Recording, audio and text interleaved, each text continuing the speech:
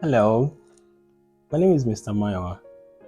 Welcome to yet another exciting English class. In today's class, we will be looking at preparation for the National Common Entrance Examination, which is fast approaching. I promise that this is going to be an exciting class. It's not just going to be an exciting class, it will be a helpful one because it will help you ace the exam, the English aspect of it. So if you're ready, join me in the class. All right, we are going to start with the comprehension passage. The instruction says, read the passages below carefully and answer the questions that follow by choosing the most appropriate of the options lettered A to E. This comprehension passage takes care of questions 1 to 10. It's always very good to read the instruction before you take any task because it guides you and lays the foundation for success.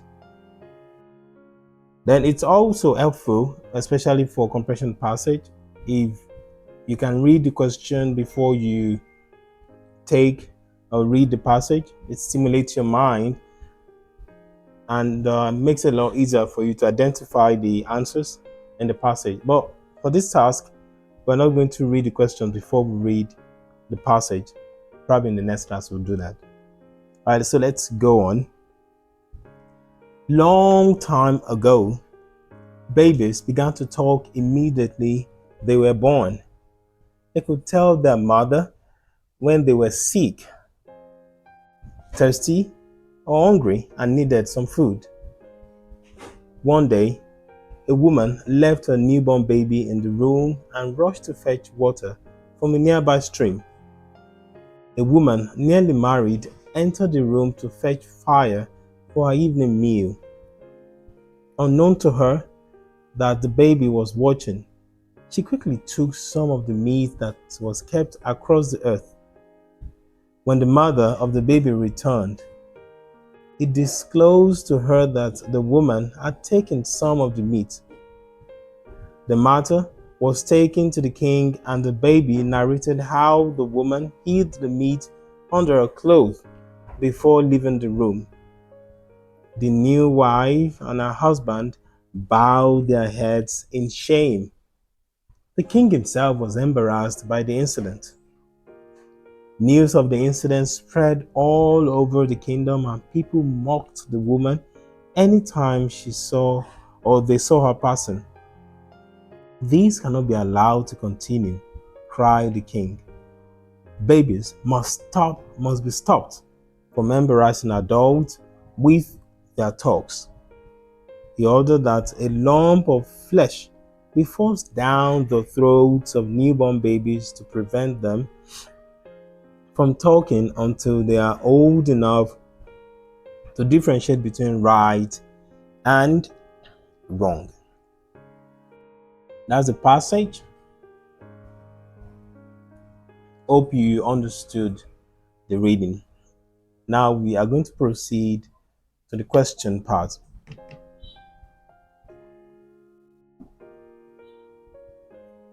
Ready? To the questions now. Question 1 says, according to the passage, babies. So we have to complete the sentence. Option A says, cried for their needs, talked before they were born, talked but no longer do now, talked only when they had problems, talked only when they saw evil. What do you think the answer is? Of course, we didn't hear about crying for their needs. We didn't hear about talking only when they saw evil. That wasn't mentioned.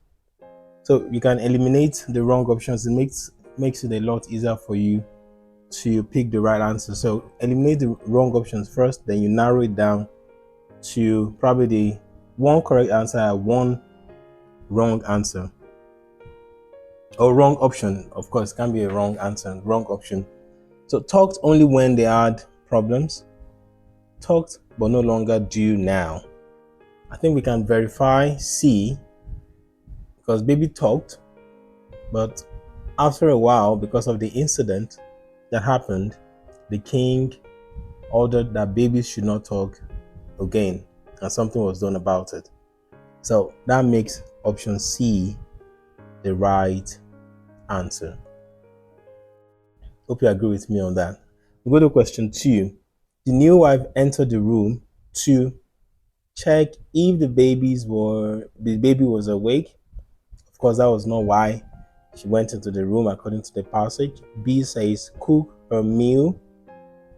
That wasn't why she went into the room. Option C says fetch fire for a meal. Okay, that sounds like an option, right? So let's leave it. Steal the meat. Is that why she went into the room?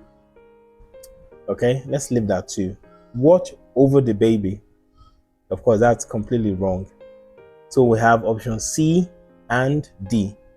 It could be either of the two. So let's confirm from the passage. It says, a woman nearly married, that's line 2, entered the room to fetch fire for our evening meal. So the clear answer is option what? Option C. So we make progress to question 3. Okay. Question 3. Pardon the blurriness in the typing, but I'll read it to make it a lot easier for us to relate with. The woman knew her meat was stolen because her neighbor informed her. That's not part of the passage. She hid somewhere in the room. That wasn't part of the information we got. She saw the new wife coming out of her room. That wasn't part of it too. The baby informed her. Of course, that is the answer because we can prove that from the passage. So the answer is option D for number 3.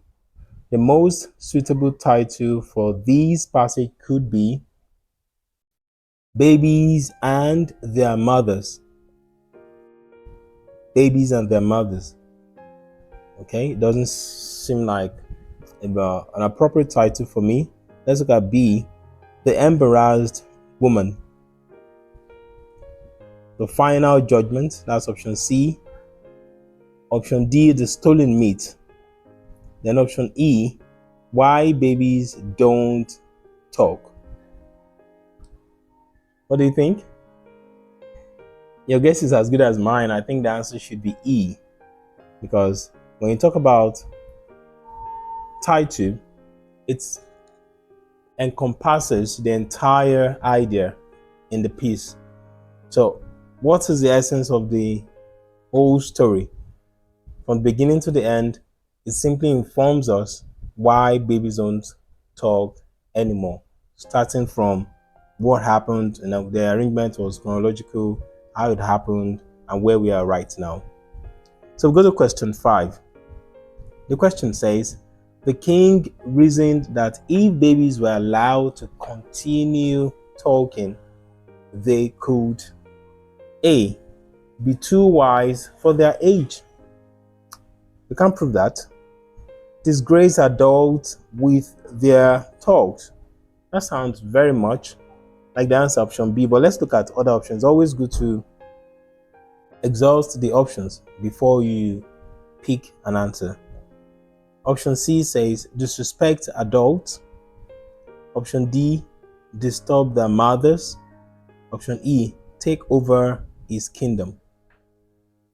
Okay, having examined all the options, the most appropriate option seems to be option B, disgrace adults with their talks. Alright, so we go to lexics section B, which is lexics and structure. The instruction says, choose from the options lettered A to E the one that is nearest in meaning to the word in italics. So this is synonym.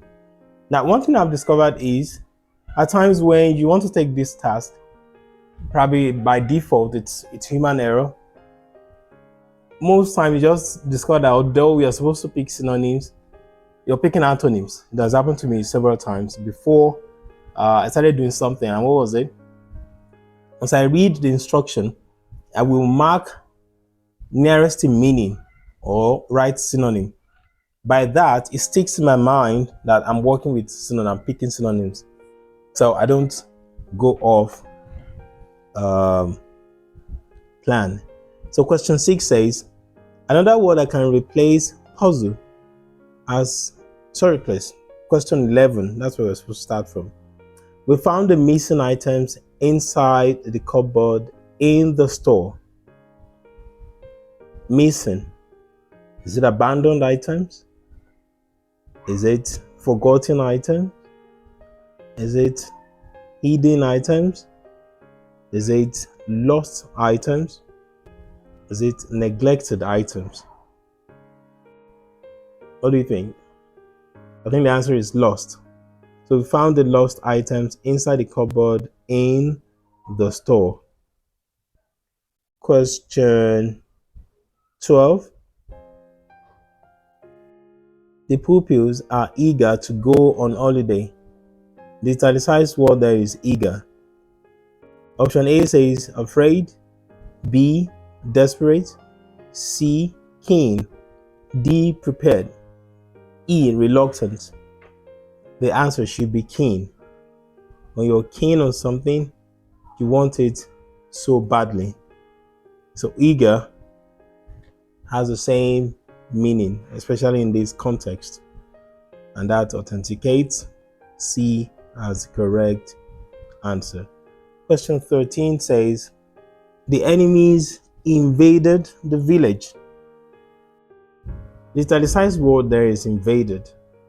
Now let's go talk about using context clues here. There are times when, especially when it comes to vocabulary, synonyms and antonyms, you can't know all the vocabularies in English language. That's just the truth about it. But when you're dealing with tasks like this, using context clues can help a lot. For example, in this question 13, you have the enemies invaded the village. So even if you didn't know the meaning of invaded, but you have the enemies, then you have the village. So you can put the dots together, you can connect the dots. What will an enemy go to a village to do?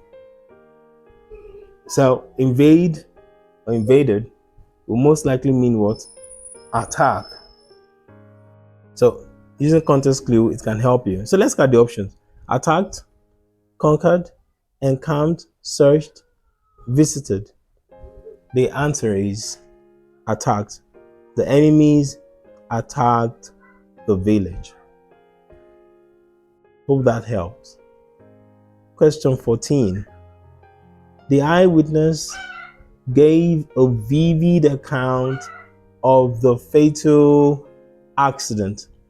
Now, eyewitness, like we discussed in question 13, talking about context clues, eyewitness is someone who was there at the time of incident of the fatal accident, gave a vivid account.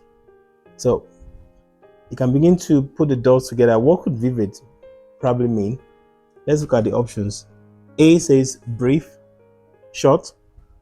B says brilliant. C says detailed. D, horrible. E, vague. The answer to this question is C, detailed. We go to question 15. Question 15 says, I shall certainly pass my examinations if I study very hard. The italicized word is certainly. What about the options? Option A says definitely. I shall definitely pass my examinations if I study very hard. Option B says doubtfully. C says frankly. D, honestly. E, truthfully? What do you think? Certain. Are you sure? Are you certain? Are you definite? So the answer is definite. A. I shall definitely pass my examinations if I study very hard. Okay, we're done with that. We make progress to questions 16 to 20. The instruction says, choose from the options lettered A. Okay, so we'll go to the next questions. Question 16 to 20. The option says, choose from the options lettered A to E, the one that is most nearly opposite in meaning to the word in italics. Now, this is antonyms. All right, so let's get to it.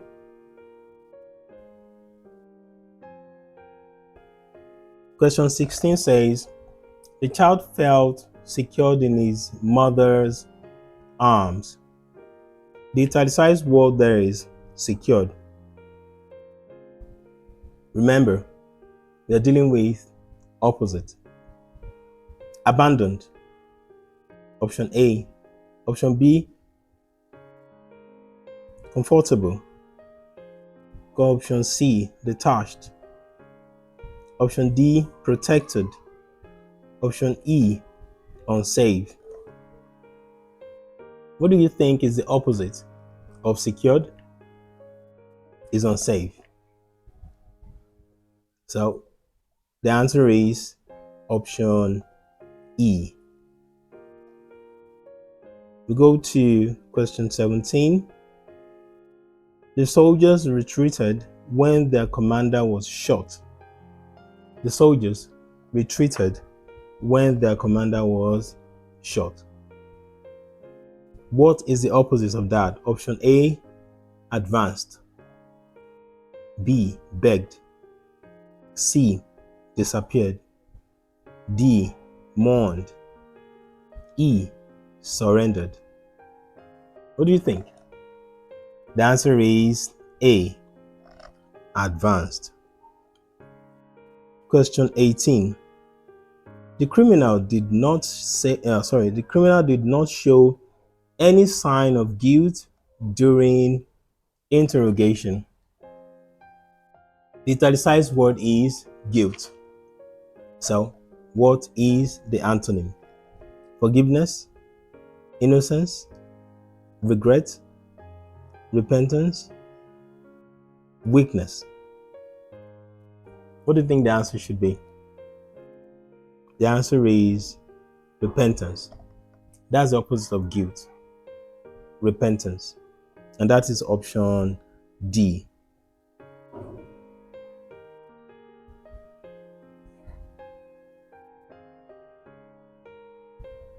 So the criminal did not show any sign of repentance during interrogation.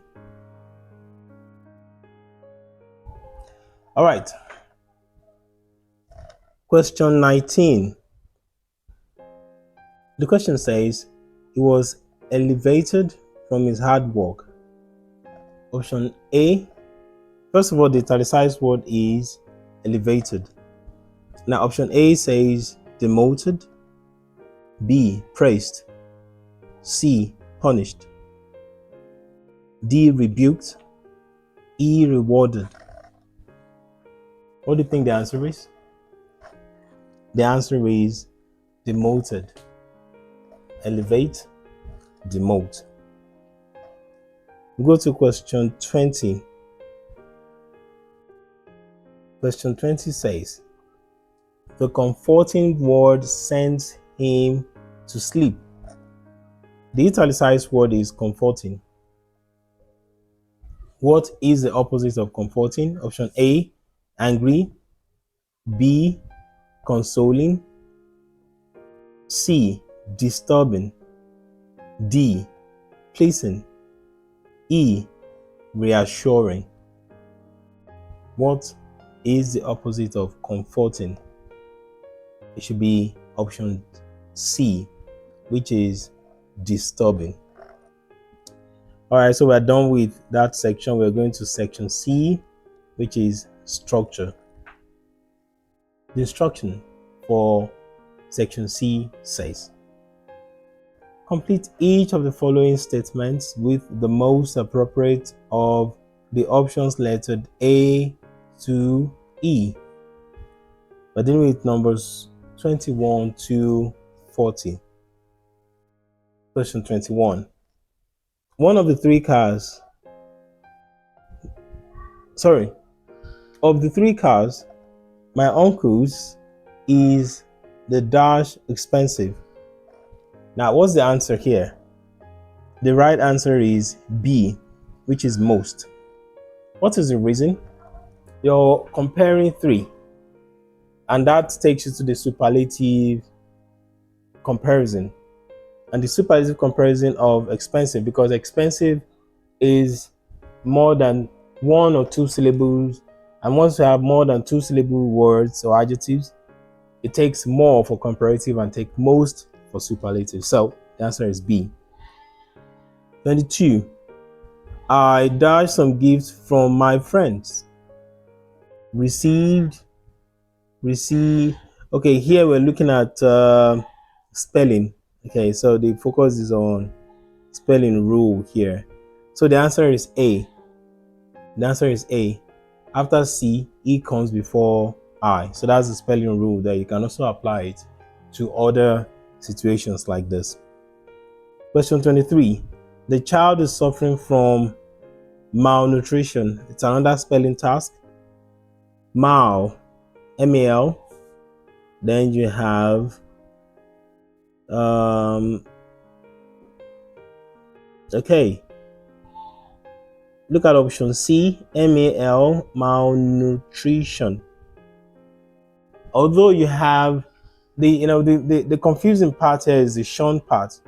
There are some words that end with S-I-O-N and they sound shun, and some still end with C-I-O-N and still sound shun. So you need to familiarize yourself with these word endings to scale questions like this. But for this particular question, the answer is option C. Malnutrition is spelled M-A-L-N-U-T-R-I-T-I-O-N. Thank you. We go to question 24. Question 24 says, Okon has a dash bag. Now, if you notice, we have three adjectives after one another. Now, what this is testing is what is called order of adjectives. Order of adjectives. So what does that mean? It means that you want to describe something and you have more than one adjective to describe. So, like we were saying, order of adjectives is when you have something you want to describe and you have more than one adjective to describe that particular thing, probably because of how fantastic it is. There is a mnemonic that helps you order or arrange the adjectives, because you don't just dump the adjectives there. It's called nosascomp. Nosascomp. Okay, probably in one of our classes we'll treat that separately so that you can then give you practice questions on it so that you can become quite familiar with it. Now, that nosascomp is a mnemonic that helps you understand how to arrange the adjectives. N stands for number, O stands for opinion, S stands for size, A stands for age, S, the second S, stands for shape, C stands for color, O stands for origin, M stands for material, then P for purpose. So that's nosascomp. So if you look at that, there are three adjectives here. Beautiful. The first order is number. So we don't have number here. But the second one is opinion. Remember, it's no. So the second one is opinion. Do we have opinion here? What's your opinion of this bag? Your opinion is that it is beautiful. So that automatically eliminates option C, D, and E. So we're between A and B. Beautiful is our opinion of the bag. Okay, what's next? No, that's opinion. S, shape. Do you have shape? No. Do we have, no, sorry, the next one is size. Do we have size? After beautiful in A and B, for A we have leather, which is material, but for B we have small, which is the size. So that automatically makes option B the right answer. So like I said, watch out for a class on order of adjectives so that you can familiarize yourself with that concept. We go to question 25. Question 25 says, mother was cooking lunch when I dash back home. Mother was cooking lunch when I came back home. That is option A. This is testing verb tense. We go to the next question, which is question 26. Question 26 says, I was advised to look dash the word in the dictionary. Okay, this is an example of colloquials. Now, when you talk about colloquials, what does it mean? It means there are some words in English that you use together. They're used together. They're like a team. What people generally call 5 and 6. So if you use this, you must use this. Some of the colloquials in English are too tired to, two and two. That's TOO and two. So you can say, I'm too tired to sing. Then so and that. I'm so tired that I can't. So in this case, what do? You look up a word in a dictionary. That's the expression. That's how you use it. You don't say you look at a word in a dictionary. Okay, that sounds very acceptable. Most people will probably jump at option A, but it's the wrong one. I guess that's how they kept it in the first option to mislead a lot.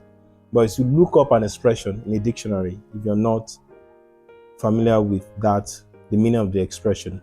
So the answer is E. Question 27. Miss Gloria, together with her cousin, dash visiting the United States of America next year. Now, together with her cousin is a prepositional phrase. And this is testing concord, which is subject and verb agreement. In this sentence, the extra information, which is together with her cousin, does not change the number of the subject. The number of the subject remains singular because you're talking about one person, Gloria. So the verb that you're going to choose must also be a singular verb. And if you look at the options, are is plural, has been, will not fit because you're talking about next year.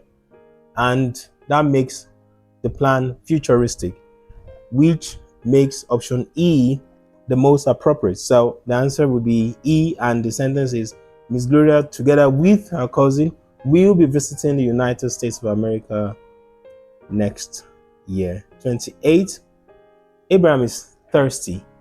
Now this is question tag. Question tag has a very simple principle.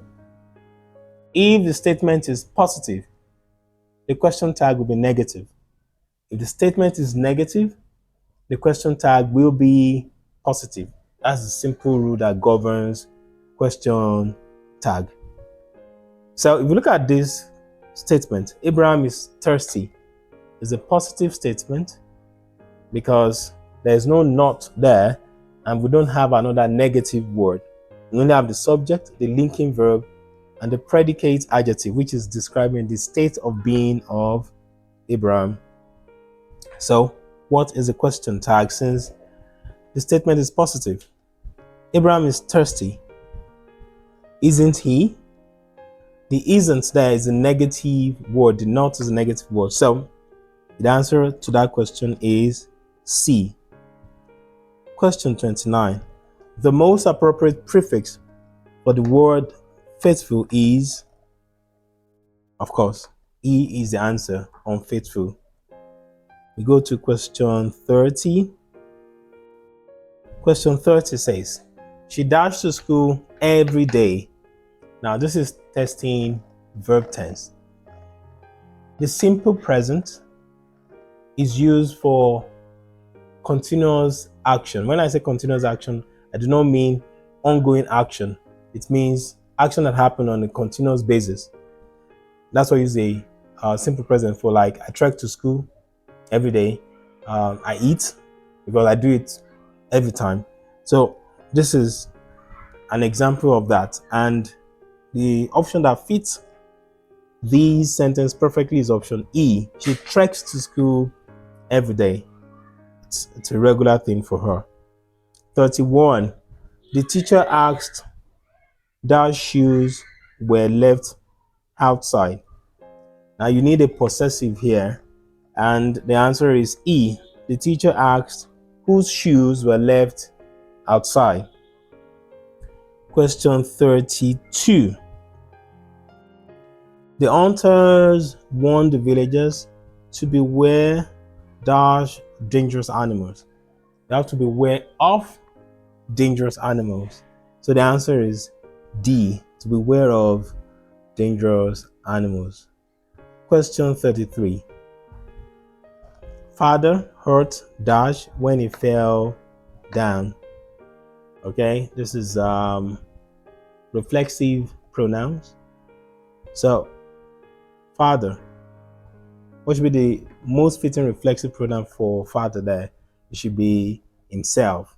So father hurt himself when he fell down. The answer is option A. Question 34. Tayo and Tom dash in the same class. This is, to an extent, subject and verb agreement.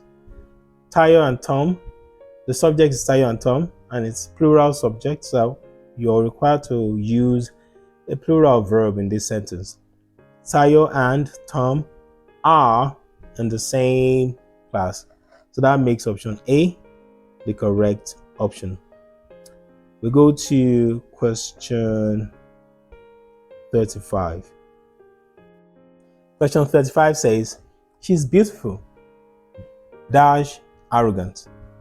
Okay, now this is the use of conjunction. She's beautiful. That's a good thing. That's a sweet thing.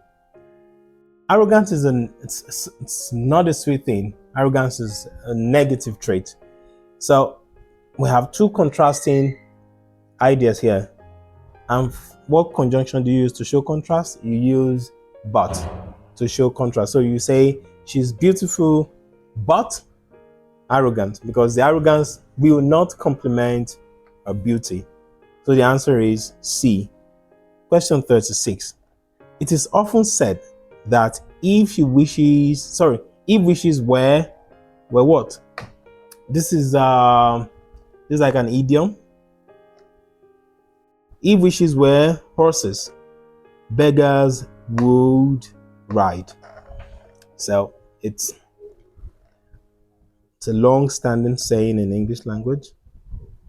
It simply helps us understand how easy it is to make or wish for something.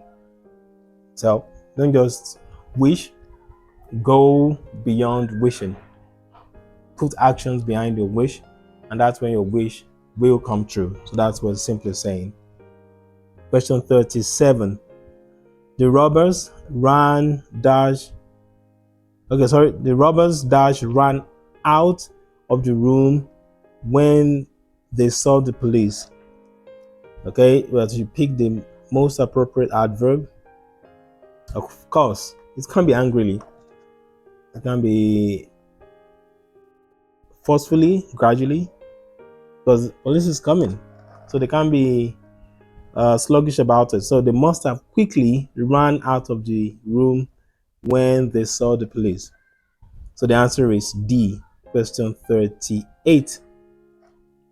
Question 38 says the statement, you must finish your homework, the teacher said, rewritten in the reported speech form becomes, the teacher said that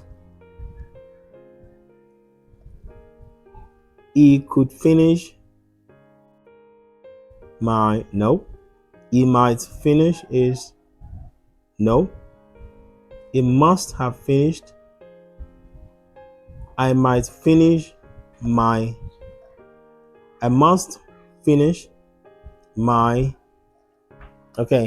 homework. So the teacher said that I must finish my homework. The statement, you must finish your homework, the teacher said, in reported speech would be, the teacher said that I must finish my homework. So that makes option E the right answer. Question 39. That's the penultimate question. So we're almost done. Question 39 says the statement, the cat ate the meat, rewritten in the passive form, becomes the meat.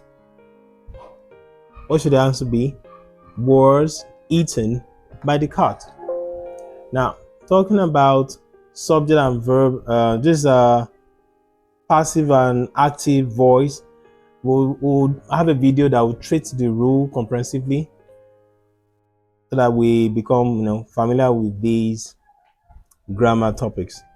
Question 40, which is the last question. You've done well staying tuned till this time. Okay, question 40 says, indeed, dash an examination without adequate preparation could lead to failure. Indeed, writing an examination without adequate preparation could lead to failure. Indeed, to be writing, indeed, to have been writing, to have written, to write. Indeed, writing an examination without adequate preparation could lead to failure. So the answer there is option E. It's a gerund. So it fits in perfectly because gerunds function as nouns. All right.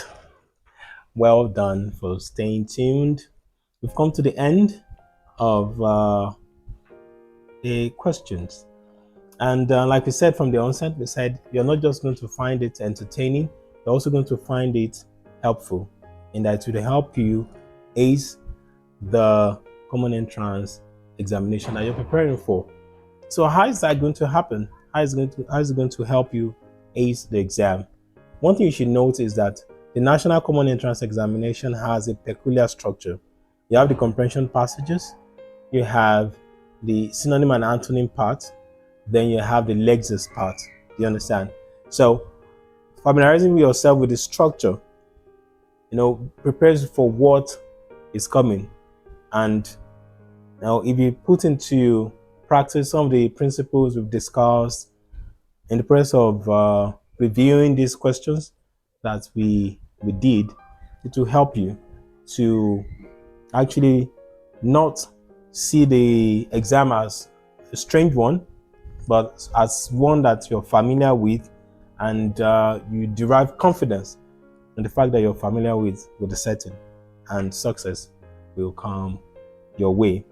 And like I said, there'll be specific videos on certain topics and principles and laws in English language that if you want to expand your knowledge, you can view these videos and become a real grammarian. All right, for now, I say thank you and stay tuned for more interesting videos on this channel. Bye.